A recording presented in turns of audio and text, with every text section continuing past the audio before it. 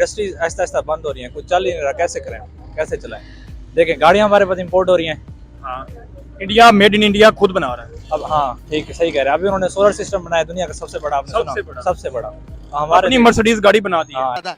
तो कैसे हम इकोनॉमी, अब तो जंगों की वार तो रही नहीं, हमारे पास मिसाइल है वो किस काम के, हमारे पास एटम बम है वो किस काम का, हमारी तो मईशत की मार है ना सर। यहाँ पर आटा नहीं मिल रहा तो हम बमों की बात कर रहे हैं, मिसाइलों की बात। की फॉरेन पॉलिसी बड़ी मजबूत है। अच्छा, और जो है ना वहाँ पे जो कॉस्ट है ना चीज़ों की, ठीक हो गया। वो गवर्नमेंट सपोर्ट करती है कंपनीज को। मैंने अपनी लाइफ की पीक में इंटरनेशनल मार्केट से जॉब रिजाइन करके पाकिस्तान आ गया। जबरदस्त। 47 इयर्स एज पे आके मुझे अफसोस हो रहा है कि यहाँ पे रह के बेईमानी ना करो, 2 नंबर काम ना करो, ईमानदारी से रिस्क कमाना मुश्किल कर दिया गया है। मुल्क की तरक्की के लिए फोकस कर, ये कोई नहीं कहेगा। ये कहेगा कि वो कश्मीर में जाके लड़ाई कर दे। लड़ाई उसको एक पर्दे के पीछे रखा गया है। ये 7 कश्मीर है, हमारे माओ बहनों पे वहाँ पे जुल्म हो रहा है। मुस्लिम है यार, उसमें वो तरक्की कर रहे हैं क्या?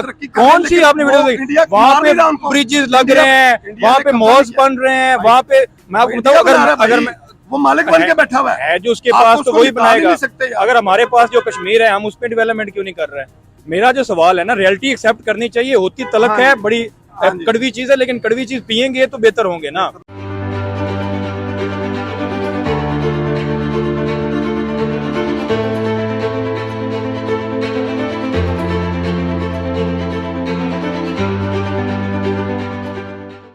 आज की वीडियो में बात करेंगे इंडिया के एक्सपोर्ट की, जो कि $750 बिलियन का टारगेट था, लेकिन $770 बिलियन उन्होंने अचीव कर लिए, टारगेट से भी ज्यादा कर लिए। लेकिन अब फाइनेंशियल ईयर में उनका टारगेट है $900 बिलियन का, और आने वाले 4-5 सालों में उनका टारगेट है $2 ट्रिलियन का। और पाकिस्तान की एक्सपोर्ट की बात की जाए तो 20 से 30 बिलियन डॉलर सिर्फ, कहीं इतना डिफरेंस आ रहा है। इसी पाकिस्तानी अवाम का जो है रिएक्शन लेंगे, उनसे डिस्कशन करेंगे कि पाकिस्तान जो है वो एक्सपोर्ट में मैन्युफैक्चरिंग ही नहीं कर रहा, कुछ भी नहीं कर रहा। इंडिया के देखें तो मेड इन इंडिया हर जगह पे छाया हुआ है। तो क्या वजूहत है कि पाकिस्तान जो है वो फोकस नहीं कर पा रहा इन चीज़ों पे, और इंडिया जो है वो बहुत ज़्यादा इस चीज़ों पे फोकस कर रहा है? सारे सवालों के जवाब लेंगे, और मैं विजन की बात करूंगा कि क्या विजन पे वो चल रहे हैं और हम किस विजन पे चल रहे हैं। Union Defence Minister Rajnath Singh has taken to social media to announce that the country's defence exports have soared to unprecedented levels, crossing the milestone of rupees 21,000 crores for the first time in the history. यार अब बात करने का purpose है कि आज की news के मुताबिक मैं आपको बताता जाऊँ कि हमारे पड़ोसी मुल्क इंडिया ने विजन दिया कि 2024-2025 तक उनका जो डिफेंस एक्सपोर्ट है वो तकरीबन 21,000 करोड़ से तजावुज़ कर जाएगा।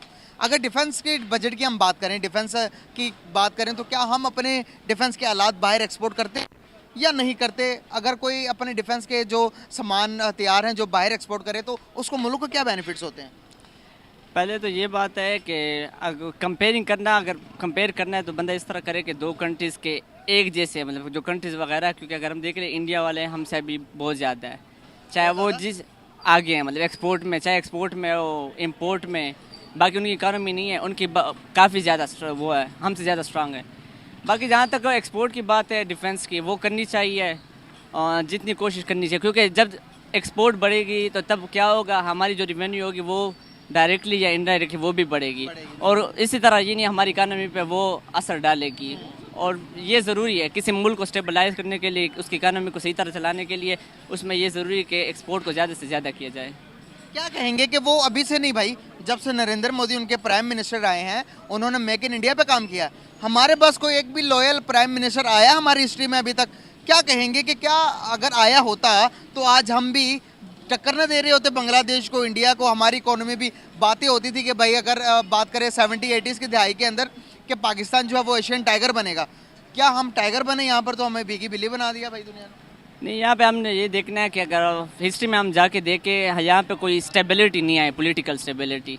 जब भी किसी प्राइम मिनिस्टर ने कोशिश की कि यहाँ पे स्टेबिलिटी क्रिएट की जाए, लेकिन वो उन्होंने कोशिश नहीं की, और इसमें हमें सारों को पता है कि स्टेब्लिशमेंट का ज़्यादा रोल है। अच्छा, पहले तो मुझे ये बताएं, $750 बिलियन की एक्सपोर्ट कितनी बड़ी एक्सपोर्ट है? ये $700 बिलियन हम लोग $50 बिलियन, $750 बिलियन, मिलियंस में नहीं बिलियन डॉलर है। ठीक होगा? ये एक्सपोर्ट जो है ना, ये तरक्की उनकी एक्सपोर्ट्स है ही। इसमें टेक्नोलॉजी में हम लोग टेक्नोलॉजी में कहाँ पर बैठे हुए? आईटी डिपार्टमेंट, हमारा आईटी डिपार्टमेंट जीरो पे है सर। क्या वजह है? इकट्ठे ही हम स्टार्ट हमने किया, हमने भी यहाँ पे डिफेंस पे काफी बजट लगाते हैं। हम तो कहते हैं कि डिफेंस हमारा बड़ा जबरदस्त है, हम क्यों नहीं खुद मैन्युफैक्चरिंग कर पाते और फिर उसे एक्सपोर्ट कर पाते उस तरीके से, उस लेवल पे? जब सबसे पहले जब तक हम अपने मुल्क से करप्शन नहीं ख़त्म करेंगे ना, तो हम तरक्की नहीं कर सकते। ठीक है, देखिए हमें खुद भी ऑनेस्ट होना चाहिए, बिल्कुल। ठीक है, आगे से भी हमें ऑनेस्टी से काम करना चाहिए, ठीक है। ना। और देखें वो कौमें तरक्की करती हैं, वो कौमें कामयाब होती हैं जो मेहनत करती हैं और ईमानदारी से वो मेहनत करती हैं, ठीक है। अब आप इंडिया को तो छोड़ें, आप अफगानिस्तान को देख लें, वो अभी 4 दिन हुए, अभी वो आज़ाद हुआ है, कितना अर्सा हुआ है। अब पाकिस्तानी रुपीस देख लें और अफगानिस्तान का पैसा देख लें, वो कितना कंपैरिजन हो गया, ठीक है, डॉलर के मुकाबले में क्या है, ऑनेस्टी और ईमानदारी से वो काम कर रहे हैं। नहीं सर, मुझे फिर इधर ये चीज नहीं समझ लगती, देखने वाले भी कमेंट करिएगा कि कोई भी हमारे इर्द गिर्द कंट्री या नेबर कंट्री, चाहे अफगानिस्तान हो, चाहे इंडिया हो, या थोड़ा साथ आगे अगर बात करें बांग्लादेश हो, हमसे हमारे सामने ही वो आगे डेवलपमेंट की तरफ जा रहे हैं। चाइना को भी ऐड कर लें बीच में, हमें सिर्फ क्यों नहीं समझ आ रही। मतलब हम कभी बैठ के अफगानिस्तान की एग्जांपल दे देंगे, ये देखें जी अभी कल ही आज़ाद हुआ और वो आगे चला गया, उनकी करेंसी बेहतर होगी। इंडिया देखें जी वो आईटी में आगे चला गया, टेक्नोलॉजी में आगे चला गया, चाइना तो बहुत आगे चला गया। हम खुद क्यों नहीं सीख लेते? सर देखिए, सबसे पहले तो हमें ना एक यूनाइटेड कौम बनना चाहिए, यूनिटी होनी चाहिए, ठीक है, एक दूसरे का हमें ख्याल रखना चाहिए। पहले फॉरेन डायरेक्ट इन्वेस्टमेंट की बात तो करूंगा, लेकिन उससे पहले आपको की न्यूज़ देता जाऊं। आज की न्यूज़ के मुताबिक इंडिया के जो फॉरेन डायरेक्ट इन्वेस्टमेंट है उसने चाइना का भी रिकॉर्ड तोड़ दिया। चाइना भी आज हैरान है, शी जिनपिंग भी हैरान है कि यार ये क्या हो रहा है। दूसरी न्यूज़ बताता जाऊं कि उन्होंने आज डिफेंस एक्सपोर्ट की अपनी, उनके 2024-2025 तक उनका डिफेंस एक्सपोर्ट जो है वो इंडियन रुपये के अंदर 21,000 करोड़ तक पहुंच जाएगा।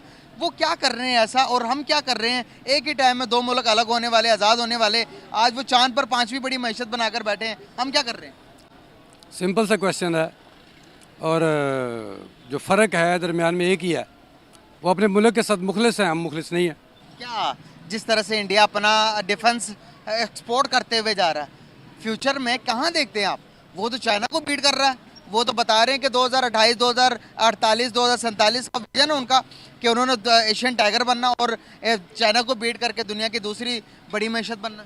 मेरा ख्याल है आप को ये रियलाइज़ करना चाहिए कि वो बीट कर चुके हैं चाइना को। वो जितनी तेज़ी से वो जा रहे हैं ऊपर, वो बीट कर चुके हैं। सही बात है। दुनिया में सबसे ज़्यादा अरबपति लोग जो हैं वो इंडिया में बसते हैं, सबसे बड़े बिजनेसमैन जो हैं वो इंडिया में है, ठीक है। चाइना में जो है वो पर्सनली लोग जो है ना वो उतना ही कमाते हैं कि सारे लोग इक्वली सेटल हैं, लेकिन रिकॉर्ड याफ्ता जो लोग हैं वो इंडिया में बैठे हुए हैं। लक्ष्मी मित्तल को ले लें आप, मुकेश अंबानी को ले लें आप, 28 अरब रुपए अपनी बच्चों की शादियों पे खर्च कर रहे हैं। और यहाँ टाटा आप देख लें, ये कंपनी हमारे पूरे पाकिस्तान की जीडीपी से उनकी ज़्यादा, और उनका फ़र्क आवाम के ऊपर इम्पैक्ट उसका ये आ रहा है कि वहाँ पे गाड़ी का रेट ले लें, हमसे चौथे हिस्से में है वही गाड़ी हमसे। तो यहाँ पर वहाँ पर 2.5 लाख की, यहाँ पर आप देखें 32 लाख की। वहाँ पे खाद हमसे सस्ती है, वहाँ पे ट्रैक्टर हमसे सस्ता है, वहाँ पे बिजली हमसे सस्ती है। यहाँ पे हमारी मस्जिदों को जो है ना वो बड़े बड़े बिल डाले जा रहे हैं,